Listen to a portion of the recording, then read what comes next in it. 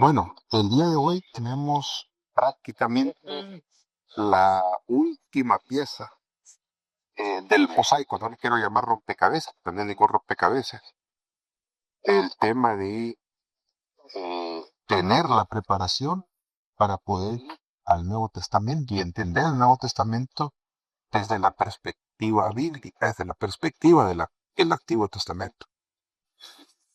Hay una apatía por por el Antiguo Testamento que viene de generaciones, esto no es nuevo, desde que eh, hubo esa separación, ¿verdad? Que los primeros cristianos vieron a los judíos como enemigos, que eran enemigos de la fe, entonces hubo esa separación. Entonces, miren, nosotros somos el nuevo Israel, ustedes son el antiguo, y ahora es un nuevo pacto, el pacto de la gracia, ustedes vivieron en otra época, y por ahí viene, ¿cómo se llama? Pleito cuando la villa que el Señor de los dos pueblos, tanto de los gentiles como los judíos, ha hecho un solo pueblo.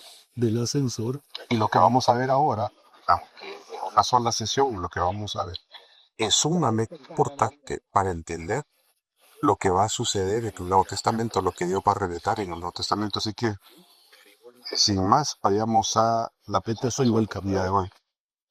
Habíamos hablado de que la presencia del Señor salió del templo, así como entró. Así también salió eh, de- del templo que había construido Salomón. Bienvenida, Lorena. Y a raíz de que el Señor abandona su casa, Judá queda a merced de los enemigos. Ya antes había invadido el reino del norte, Israel, y que había sido Israel desde su nacimiento, desde que se separó de la casa de David. Había sido idólatra, ¿verdad? Y no hay nadie que saque la cara de todos los reyes que vivieron y reyes de diferentes familias, porque era un pleito lo que se quería. Había incluso gente que mataba a matar a sus hermanos para quedarse en el gobierno, y era todo un caos, hasta que el Señor se hartó de que les envió profeta del calibre del profeta Elías, y ni así quisieron rectificar, ¿verdad? ¿Se acuerdan que el profeta Elías hizo descender fuego, ¿cierto? Para probarle que los Baales y las aceras eran dioses falsos y que solo era el Dios verdadero. Pero con todo y eso, él, ni los reyes, ni nadie de los que estaban ahí reconocieron al Señor, y terminó pasando lo que terminó pasando. Pero más adelante, el turno le tocó a Judá y el Señor sale de la casa, del templo, y queda el Judá a merced de sus enemigos. Ahora, Dios no es que haya desistido en su plan, de lo que existe en su corazón, de establecer su reino aquí en la tierra. Y vamos a ver ahora que hay promesas de restauración, no solamente, y estoy hablándole de esa época, ¿sabe? No solamente de restauración de la nación de Judá, del reino de Judá, también de la nación de Israel, como lo vimos la semana pasada, sino de la reconstrucción, de la restauración del templo. Y vamos a la palabra. Alguien, hermanos, que me vea Jeremías, a ver, Palmoro, si nos lee Jeremías 30:18. Jeremías 30:18 dice, así ha dicho Jehová, he aquí, yo hago volver a los cautivos de las tiendas de Jacob, y de sus tiendas tendré misericordia, y la ciudad será edificada sobre su colina, y el templo será asentado según su forma. Aquí estamos hablando del profeta Jeremías, solo para ubicarnos en el tiempo. El profeta Jeremías y el profeta Ezequiel son contemporáneos. Uno profetiza desde Judá, el otro profetiza desde el cautiverio. Y estamos hablando de que están los cautivos recién llevados a Babilonia. El templo ha sido destruido, el arca del pacto no se sabe qué pasó con el arca del pacto. Hasta la fecha es un misterio para los judíos. Aunque los etíopes dicen que el arca del pacto está en Etiopía, Y el problema de que nadie puede verla, solamente hay un custodio que es el que la puede ver y que con el tiempo, a medida va el custodio ya dando su vida de servicio, entonces esto un segundo custodio. Los judíos, todos han querido llegar a ver, para examinar, para ver, han logrado nada más entrevistar a los custodios y por las cosas que dicen, entonces pareciera que sí, el arca es papel, aunque a estas alturas no se puede probar nada. Eh, Hay libros apócrifos que hablan de que Jeremías escondió el arca del pacto. Pero imagínense ustedes el desastre que ha ocurrido a Judá. Las murallas han sido destruidas, el templo ha sido destruido, muchos han sido llevados a la captividad. Nabucodonosor de manera estratégica dejó nada más a la gente pobre para que siguieran cultivando la tierra, para hacerlos sumisos a su soberanía, a su imperio. Eh, y Ezequiel, por otro lado, es llevado a la cautividad. Y en esa época, Jeremías está diciendo, mire, la cautividad va a regresar. Y no solamente la cautividad va a regresar, sino que también el templo va a ser reconstruido. Está claro, ¿verdad? Amados, muy bien. Otra promesía que habla de la restauración del templo. A ver, Margaret, se puede decir Isaías 44 del 26 en adelante. ¿Ok? Yo, el que despierta la palabra de su siervo y cumple el consejo de sus mensajeros. ¿Qué dice Jerusalén? ¿Qué dice a Jerusalén? Ok. Serás habitada y a las ciudades de Judá reconstruidas serán y sus ruinas reedificaré. ¿Qué dice a las profundidades? Secaos y tus ríos haré secar. ¿Qué dice de Ciro? Es mi pastor y cumplirá todo lo que yo quiero. Al decir a Jerusalén, serás edificada y el templo serás fundado. Una tremenda, ¿verdad? Aunque está hablando el profeta Isaías más profetizó esto no menos de 150 años de que se cumpliera.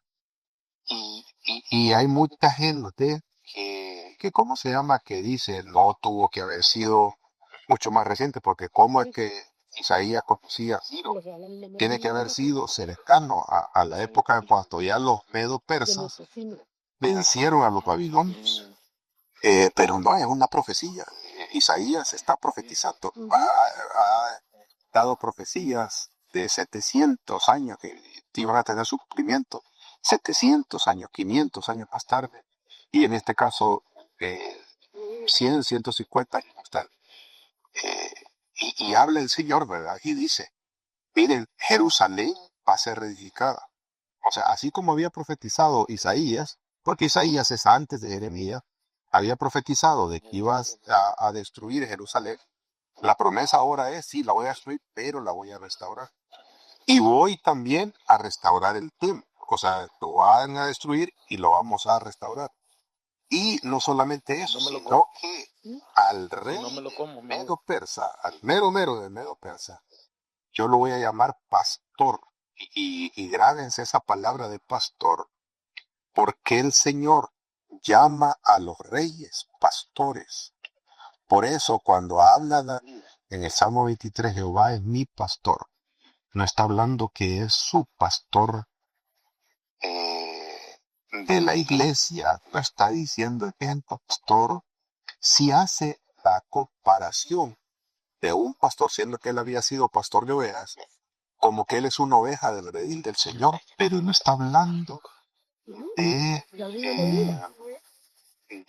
de solamente el cuidado que tiene el pastor por la vida de él, sino que está hablando de su manifestación como rey, porque habla, dice, al final el bien y la misericordia seguirán todo lo que es de mi vida y en la casa del Señor moraré por largos días. Está hablando de que él ya no ya deja la figura de oveja y ya se pone en la actitud de hijo, ¿verdad? Porque solo los hijos viven en la casa, las ovejas no se llevan a la casa. se dejan siempre en el redil. Y cuando habla el Señor en San Juan 10 de que Él es el buen pastor, está hablando de que Él es el buen rey. Porque esa es la temática en el Antiguo Testamento. Por eso el Señor le llama a Ciro. Ciro es un rey, le llama mi pastor. Porque el Señor los reyes los ha escogido no para ser tiranos con el pueblo, sino para pastorear, para dirigir, para sanar heridas, para velar por las necesidades, para cuidar de la nación o del medio del reino, para cuidar de ellos y para que se haga la voluntad del Señor en ese rey. Por eso le llama el Señor, a Ciro le llama pastor. Y también le llama ungido, que también está hablando de que como que si el Señor, como que si se tratara de David, ¿verdad? David es un ungido, porque el profeta Samuel ungió a Ciro, no lo ha ungido ningún profeta, aunque dice es ungido porque va a ser su voluntad.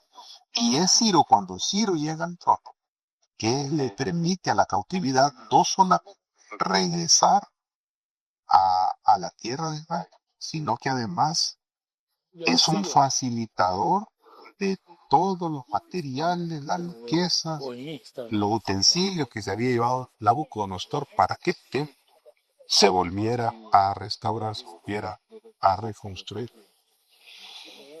La pregunta es, ¿quiénes fueron restaurados? ¿Hay tribus de Israel? ¿Hay tribus de Judá? ¿O quiénes fueron los que fueron restaurados? Y esto es importante contestárselo porque a tal cual lo habíamos anticipado, Israel está, el reino del norte, está todavía pendiente su restauración. A ver, ¿quién está por ahí que nos pueda leer? Vamos a permitir que la mujer lea. Lorena, usted, porfa. El Esdras del 1 en adelante. Amén. Dice, en el primer año de Ciro, rey de Persa, para que se multiplicase la palabra de Jehová por boca de Jeremías, despertó Jehová el espíritu de Ciro, rey de Persia, el cual hizo pregonar la palabra y también por escrito por todo su reino, diciendo, así ha dicho Ciro, rey de Persia, Jehová, el Dios de los cielos, me ha dado todos los reinos de la tierra y me ha mandado que le edifique casa a Jerusalén, que está en Judá. Quien haya entre vosotros de su pueblo, sea Dios con él, y suba a Jerusalén, que está en Judá, y edifique la casa de Jehová Dios de Israel. Él es el Dios, el cual está en Jerusalén. Y a todo el que haya quedado en cualquier lugar donde more, ayúdenle los hombres de su lugar con plata, oro, bienes y ganados, además de ofrendas voluntarias para la casa de Dios, la cual está en Jerusalén. Es obvio, ¿verdad? La lectura es bien comprensiva porque es historia lo que está narrando. Aquí no hay profecía, no hay poesía, es una narrativa simple de entender. Ciro está dando la orden por mandato de Dios y por eso es unido, por eso te llama pastor. El Señor antes, durante el profeta Jeremías estaba vivo, cientos de años atrás, que Ciro va a hacer la voluntad de él. ¿Cuál es la voluntad? 70 años de cautividad y ahora llega Ciro al poder el primer año y a ese dicto y dice todos los que están del pueblo de Judá, aquí en mi reino, se vayan y que vayan y edifiquen la casa del Señor. ¿Por qué es importante la casa del Señor? Porque ahí es donde mora su presencia y de ahí es donde Él gobierna su reino. Por eso es sumamente valioso y es lo que hemos aprendido desde el jardín del Edén hasta el tabernáculo, bueno, el arca de Noé, el tabernáculo y el, ¿cómo se llama? Y el templo de Salomón. Es sumamente importante. No puede haber reino sin la casa de Dios. Entonces Dios lo que está haciendo es moviendo los hilos de la historia para que su reino aquí en la tierra vuelva a ser restablecido. Pero ¿quiénes son los que regresaron? Claudia, Rivera, sí, Esdras del 5, perdón, al 8. Ok, solo que se ve como cortadita algo raro, algo oscuro. ¿La de verdad? Sí, ahorita sí, ahorita. Ok, ok. Entonces levantaron los jefes de las casas paternas de Judá y de Benjamín. Oye Y lo los que está diciendo. Oye, ¿quiénes son los que están obedeciendo la voz de Ciro? Dicen, nosotros somos de esa tierra. Pero ¿quiénes son los que pertenecen a Judá? Solamente los de Judá y Benjamín. Ah, y también los sacerdotes y levitas. ¿En qué tribu eran los sacerdotes y levitas? De la tribu de Leví. Ok, En la- y los sacerdotes y levitas, todos aquellos cuyo espíritu despertó Dios para subir a edificar la casa de Jehová, la cual está en Jerusalén. Y todos los que estaban en sus alrededores les ayudaron con plata y oro, con bienes y ganado, y con cosas preciosas, además de todo lo que se ofreció voluntariamente. Segundito, esperando.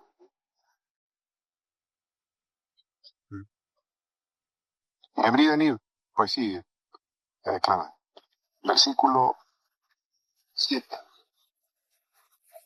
Y el rey Ciro sacó los utensilios de la casa de Jehová que Nabucodonosor había sacado de Jerusalén, y los había puesto en la casa de sus dioses. Los sacó, pues, Ciro, rey de Persia, por mano de Mitridas, tesorero, el cual los dio por cuenta a Sesbazar, príncipe de Mudá. Miren lo que está sucediendo. ¿Quiénes son los que se despiertan para ir ¿cómo se llama? A restaurar Jerusalén, a restaurar la casa de Dios? ¿Cuántas tribus había? Habían 12. ¿Quiénes son los que están regresando? Los de Judá, los de Benjamín y de los levitas, aquellos que eran sacerdotes. Porque lógicamente no solamente el tema es la reconstrucción del templo, sino habilitar el templo para el servicio del Señor, para, ¿cómo se llama? Para restaurar el culto al Señor con todos los bemoles, ¿verdad? Sí, Claudia. Se puede decir que entonces estos son los fieles del Señor que atendieron la profecía y el llamado. Eh, o sea, sí y no, porque ya vamos a ver que sí hubieron miembros de otras tribus también que hicieron caso a ese llamado. Lo que pasa es que acuérdense de esto. Judá fue llevado a la cautividad a Babilonia y en Babilonia permanecieron. Los de Israel fueron dispersos por todas partes, hasta el día de hoy, por todas partes, y fueron llevados. Y en la tierra del norte, el reino del norte, llevaron gente extranjera. Por eso a Galilea se le llama Galilea de los gentiles. Por eso, y este Galileo, ustedes van a ver en el Nuevo Testamento esa frase que es una frase despectiva, como diciendo, ay, este es de Santa Rosa, como que así, no es un ser humano como el otro, ¿verdad? Sino que este es como que de menos rango que nosotros, de menor dignidad que nosotros. Y este es Galileo, porque se especulaba, o se creía, era una realidad, que los habitantes de la parte norte de Israel eran una mezcla de extranjeros, una mezcla rara de extranjeros, nacionales y todo el asunto. Entonces, sí, las tribus que fueron restauradas en su totalidad fueron Benjamín y Judá. Y lógicamente los sacerdotes que eran fieles al Señor, que Dios despertó en ellos el deseo profundo de regresar, de edificar la casa y de restaurar el culto al Señor. Claudia, ¿estamos claros? Ok, a ver, ¿Quién más está ahí? Silvia, si nos lees, porfa, Esdras 6, del 16 al 17. Ok. Entonces los hijos de Israel, los sacerdotes, los levitas y los demás que habían venido de la cautividad, hicieron la dedicación de esta casa de Dios con gozo, y ofrecieron en la dedicación de esta casa de Dios 100 becerros, 200 carneros y 400 corderos, y 12 machos cabríos en expiación por todo Israel, conforme el número de las tribus de Israel. Y eso es lo que está sucediendo. En la dedicación del templo se está tomando en cuenta al resto de las tribus, pero no porque el resto de las tribus esté ahí presente, porque solamente el sur es el que está siendo restaurado. Pero ya existe la promesa de que también el norte y el sur van a volver a ser uno. ¿Se acuerdan de la profecía de las dos varas? Que el Señor le pidió a Ezequiel que la ajustara, diciendo que Judá e Israel iban a volver a ser una sola. Eso quiere va a tener su cumplimiento en el reino eterno del Señor. Entonces, aquí lo que sí está claro es que los, los de Judá, los benjamitas, los sacerdotes de la tribu de Leví, y ya vamos a ver que otras tribus son de los que regresaron para volver a restaurar el reino del Señor en la tierra de Israel. Hermana Enid, si está por ahí, Primera Crónicas 9 del 2 al 3.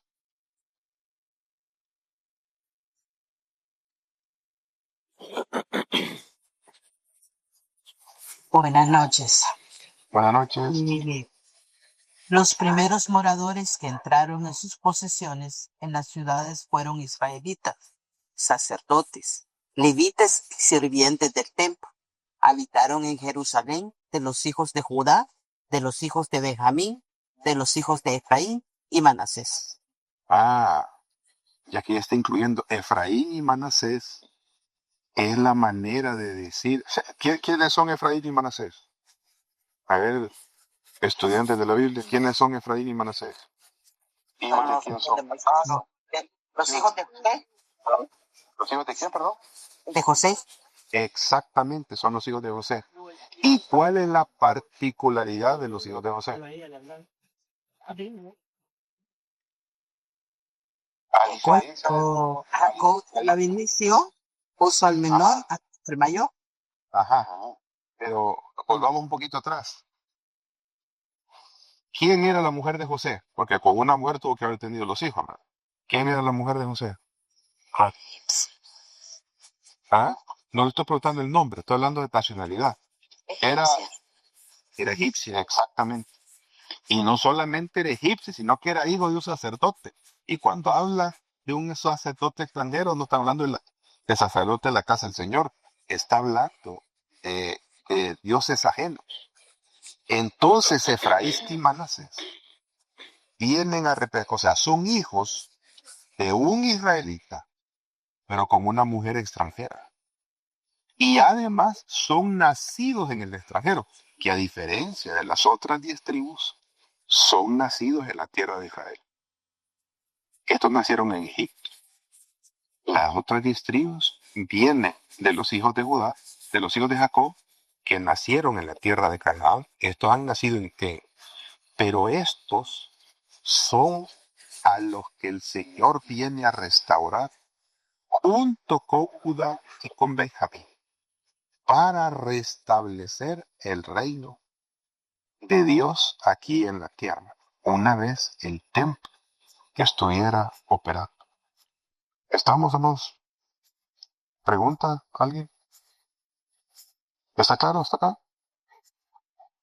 Muy bien. Bueno, todo azul, diría cualquiera. Bueno, la pregunta es, ¿y qué pasará con Israel? Porque no se habla de la tribu de Zabulón, no se habla de la tribu de Neftalí, no se habla de la tribu de Gad, no se habla de la tribu de Aser, no se habla de todas las otras fiestas, ¿cómo se llama?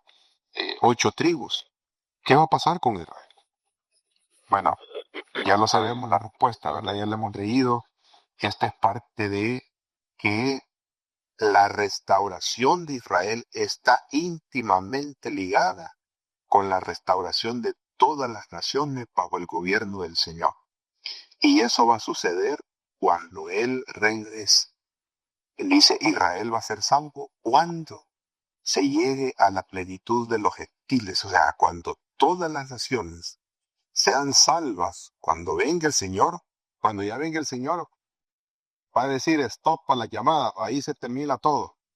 Quienes son del reino, quienes no, para afuera.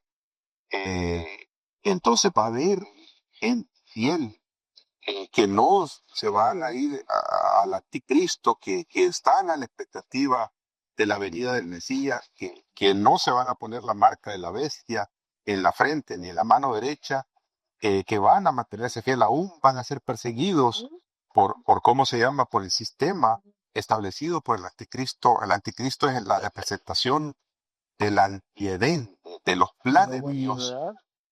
Pero ellos van a mantenerse fieles y cuando Él venga, Israel, junto con el resto de las naciones, van a ser restaurados y van a entrar a la plenitud del reino de Dios, a la plenitud del reino eterno del Señor. Hasta ahí, ¿de dónde se va a cumplir la profecía de restauración de Israel? Hola, Marlo. Solo una consulta, pastor, entendiendo el tema, ¿verdad? Cuando, bueno, como se predica el tema lo del anticristo, estamos hablando que es un sistema, ¿verdad? No es un ser como todos lo personifican. Porque tú Es dices, probable, o sea, es muy probable que se personifique en una persona, ¿va? Porque así como Cristo es la manifestación visible del Dios invisible y el diablo es bien copión, es muy probable que en una persona engendrada por la maldad se manifieste ¿cómo se llama? En esa persona la bestia, o sea, el sistema que va a ser contrario a Dios.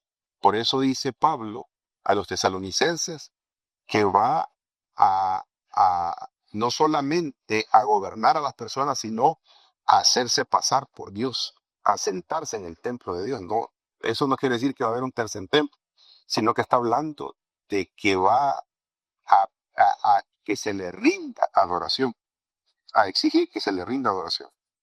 Ajá. ¿Sí, Marlon?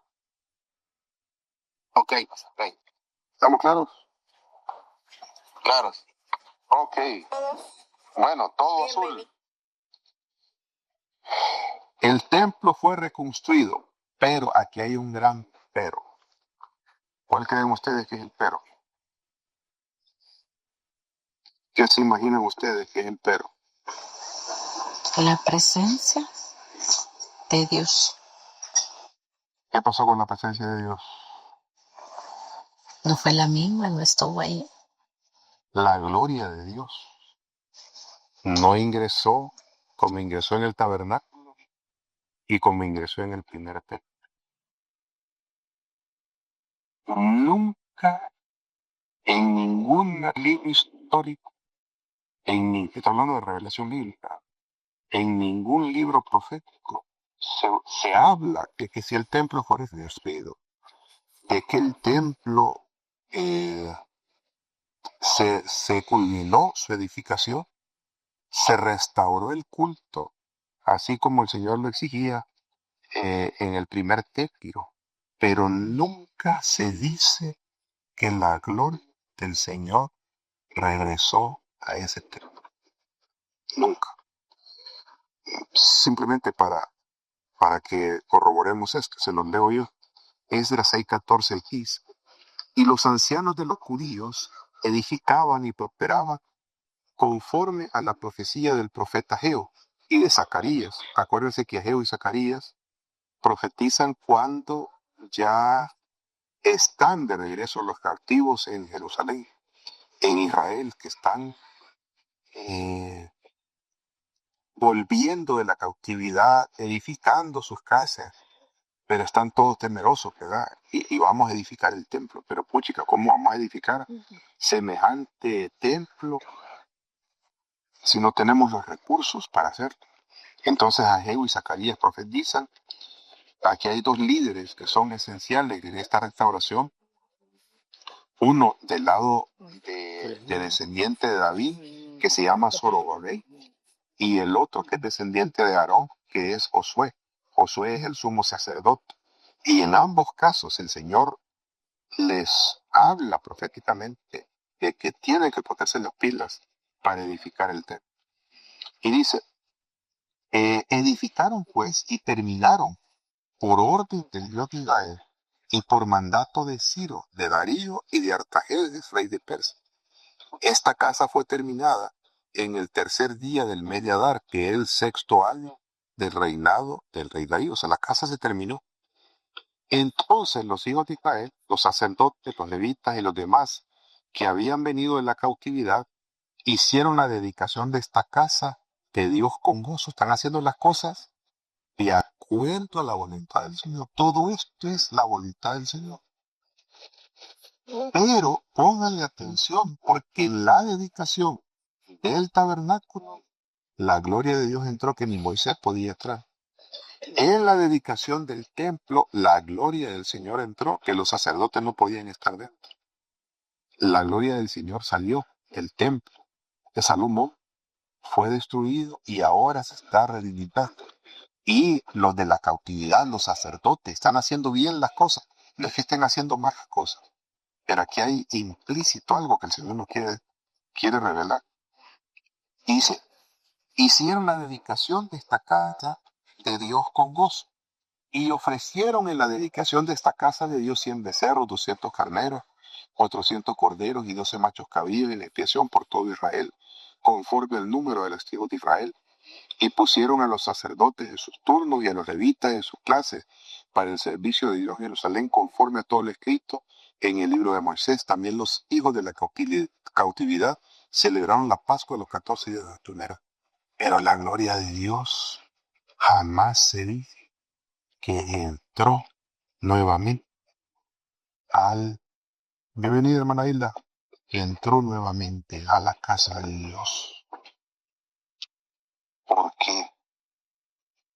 ¿Por qué no?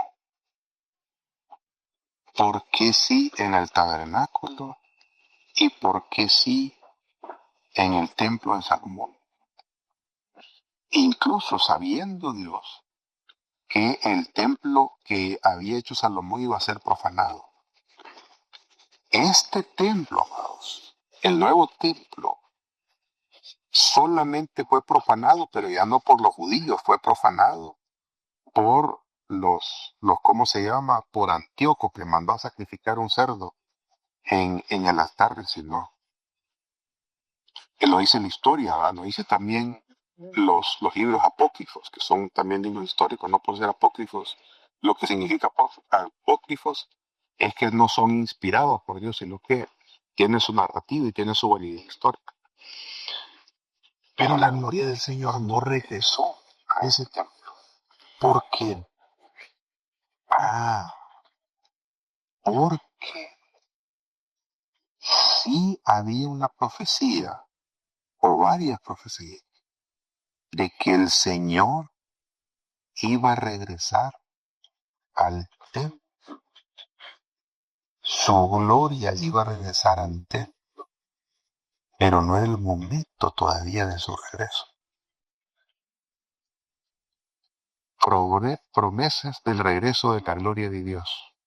A ver, de los que estamos aquí, hermana Lorena Lataver, si nos lee este pasaje por Salmo 24 del 7, hay una promesa de ingreso de la gloria de Dios a su templo.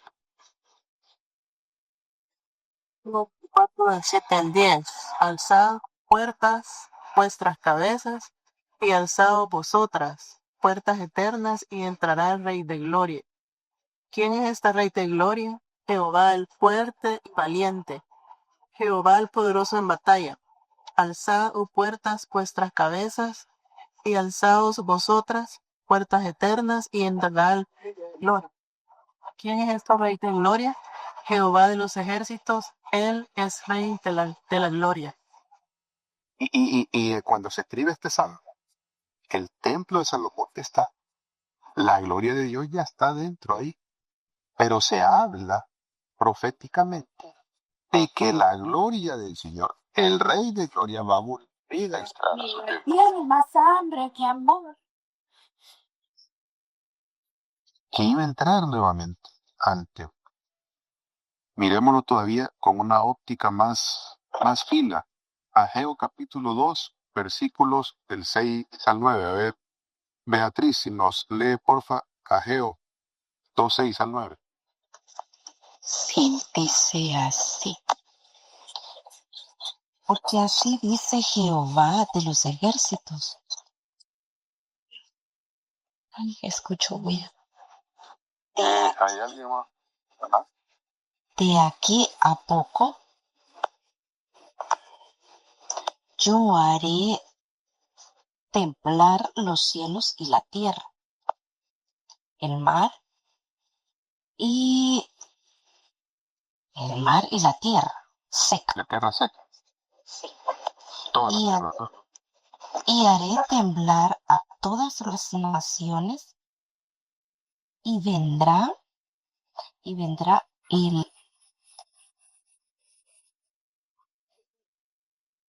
¿Verdad? permítame que se me pierda. Ok. Y vendrá el deseado de todas las naciones, y llenaré de gloria esta casa, ha dicho Jehová de los ejércitos.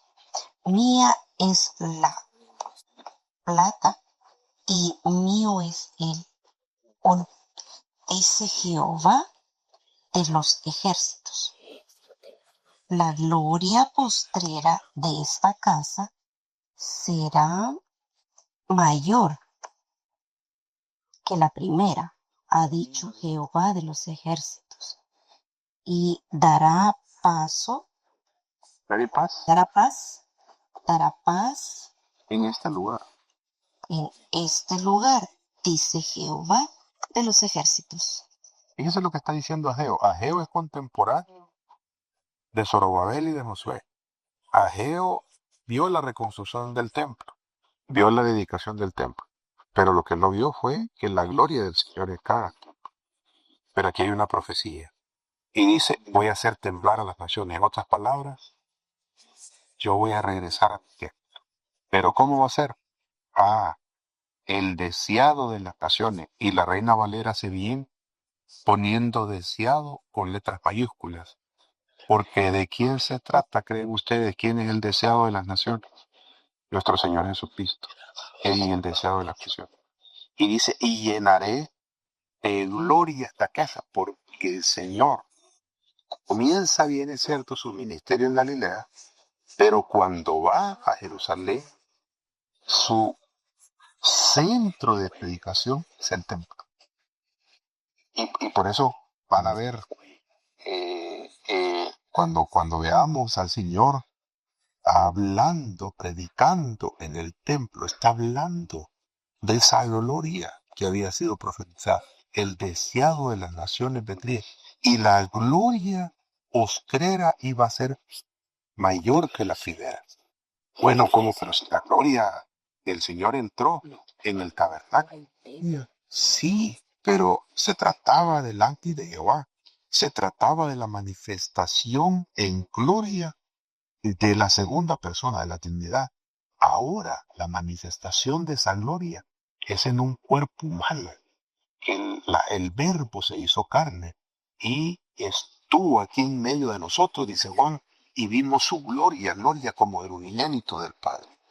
Está hablando de que el Mesías prometido iba a entrar nuevamente al templo. Por eso la gloria de Dios no entra de manera inmediata con la dedicación del segundo templo.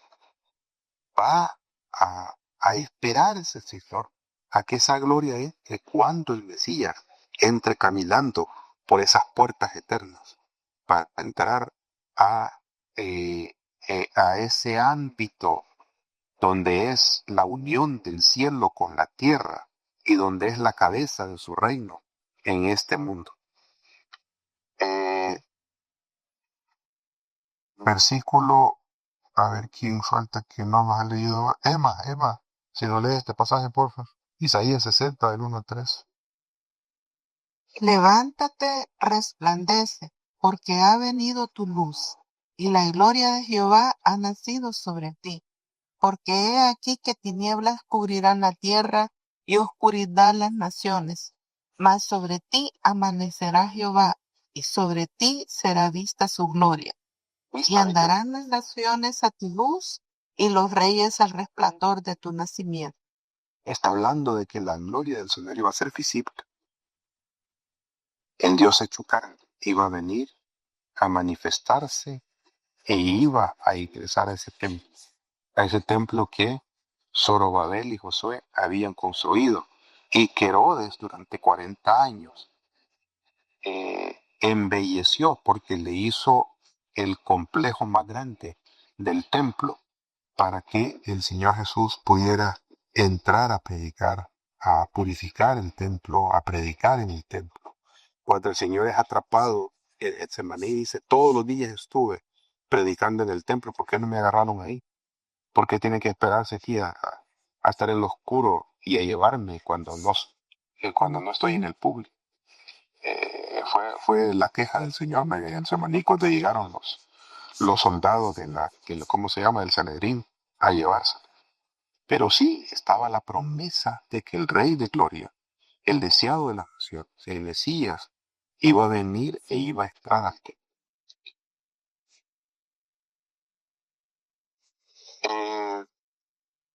¿Quién lo ha leído? A ver. Hermana Hilda, ¿está por ahí?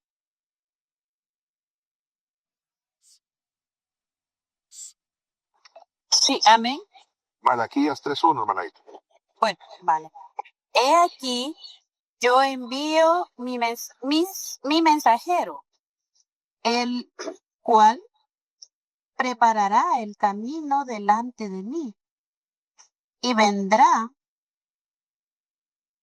súbitamente a su templo el Señor a quien vosotros buscáis, y el ángel del pacto a quien deseáis vosotros. He aquí, viene, ha dicho Jehová de los ejércitos. Tremendo, va más claro en lo que te leo. Y amén. ¿Quién envió un mensajero? Este mensajero es Juan el Bautista, pero no, aquí hay dos mensajeros. Dice, yo envío mi mensajero, el cual prepara el camino. Juan el Bautista prepara el camino delante de mí y vendrá súbitamente a su templo, a su casa, el Señor, al que vosotros buscáis, al ángel del pacto, el ángel que se manifestaba en el Antiguo Testamento cuando entraba y se mira, su gloria era en el tabernáculo y en el templo. Y va a venir a quien ustedes desean, el deseado de la creación, vendrá a su templo. Y amados, con esto tenemos la mesa servida para ir al Nuevo Testamento y tener una mejor comprensión de lo que es la revelación divina para las familias. Preguntas, hermanos. ¿Qué está aquí?